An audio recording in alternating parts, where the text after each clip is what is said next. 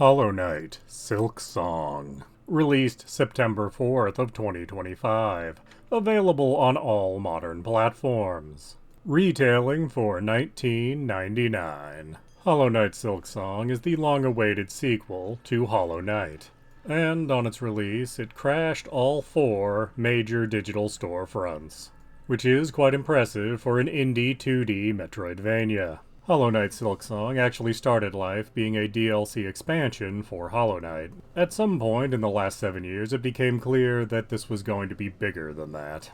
And actually playing it, we can see that it is not simply more of the same, as this game has completely new mechanics, while other returning mechanics have been altered to be almost unrecognizable. So, in this game, you play as Hornet, who was at times an ally to the protagonist of the first game, while at other times serving as a boss.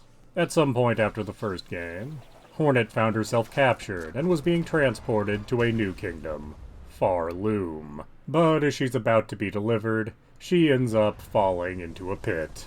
And our game actually starts with her crawling out of the wreckage of her containment. And we will start going upwards, which is an ongoing theme in this game as you keep trying to reach higher levels of Farloom. Once you've worked your way out of the hole you fell into, you will reach the first little town of the game. And it's here you'll notice 2 big changes from the first game. First, the game actually keeps track of things characters want, in the form of wishes, which you can find either from talking to NPCs, or from going to wish boards at the various little towns of the game. The other difference is there's 2 kinds of currency in this game. First, you have shards, which every enemy drops. Sometimes NPCs will want these, but more often these are just used to make your tools when you rest at benches. The other currency, the one NPCs generally want lots of, is rosaries. As in Farloom, they have never heard of Geo, and everything runs on rosary beads, which does imply a terrible theocracy in the kingdom of Farloom. Moving on, you'll find that combat has changed a little in this game, as Hornet's default moveset is quite different from the Knight of the first game. You can't attack downward directly, you instead go down at a 45-degree angle. This takes a lot of getting used to. And you'll notice a lot of things actually do 2 points of damage to you instead of 1, making Hornet feel far more fragile than the Knight of the first game. But the good news is, if you don't like the moveset you start with, you can change it, eventually, as her current moveset comes from the Hunter's Crest, which she starts the game with. And with a bit of looking, you will find other crests you can equip around Farloom. Each crest determines your moveset, how many charms you can use, and they almost all have some unique bonus to them. Charms this time around are broken up into 2 kinds, blue and yellow. Each crest starts with a default number of each, and they can be expanded at least a little bit. Blue charms tend to be more combat-oriented, yellow charms tend to be more utilitarian. You also have red slots on your crests. These are for tools. These are combat items that have a limited number of uses. At benches, you restore the number of uses, assuming you have enough shards. And of course, there are ways to increase the number you hold, and the amount of damage they do. And using the right tools on the right boss can really make things easier. And it's interesting that a lot of the tools, moves, and abilities you unlock as the game goes on are things we saw Hornet do and use in the first game, which makes me wonder exactly how much time passed that she needed to relearn how to do these things. Though eventually we do start seeing her get new things that we haven't seen her do before. In a lot of ways, this game is much harder than the first game. There is often a lot of space between the last bench and where the next boss is, meaning runbacks get very tedious.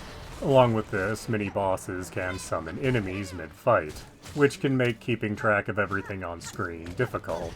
And to make things worse, as you get later into the game, many bosses will have you fight several waves of enemies before they show up for the fight, making some of the later boss fights feel more like endurance tests than regular boss fights. Hornet, as a character, is quite a bit more agile than the Knight ever was. Because of this, the game has you do a lot of platforming, and a lot of that platforming requires a certain level of precision. And that's well and good, as she is clearly built for that. However, as the game progresses, many of these precision platforming bits start having a timed element. And how forgiving the timed element is varies wildly. But if you want things like the double jump, you're going to have to endure these bits. Through the game, Hornet gives a lot of attitude to various NPCs, because Hornet is not a silent protagonist. Frequently, she can be rather surly, if not outright insulting, to the various bugs she's helping, though on rare occasions she can show a bit of a softer side. So is Hollow Knight Silksong worth your time and money? Well, with it only costing $20, it's very hard not to just say, yes, it's worth it, as this is a great example of a metroidvania, and has a lot of polish and charm put into it by Team Cherry. However, this is a very difficult game, and players unfamiliar with that kind of difficulty may be put off by the game. It is an excellent follow-up to the original Hollow Knight, and it very much assumes you both played and mastered that game before picking up this one. But it has been the better part of a decade since the original Hollow Knight released, so if you haven't played that in a while, you may want to do a run-through of that before you attempt Silksong. And while I could heap praises on this game all day, there are things the game could certainly do better. It would be nice if there were benches a little closer to boss fights, as long run backs get old very quickly. And I'm not a fan of having to do several waves of normal enemies before an actual boss fight starts. And really, I think each boss should pick one or the other. Either have the long run back, or have the series of waves before you show up.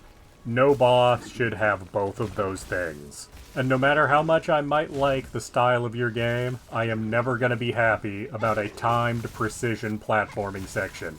Ever. The game also takes place in multiple acts, and certain things are only available in certain acts, so it's possible to unknowingly lock yourself out of something if you're doing a completely blind playthrough, and it's also possible to waste a lot of time trying to get to a place that you can't get to till later in the game, as the acts work in both directions for locking things out.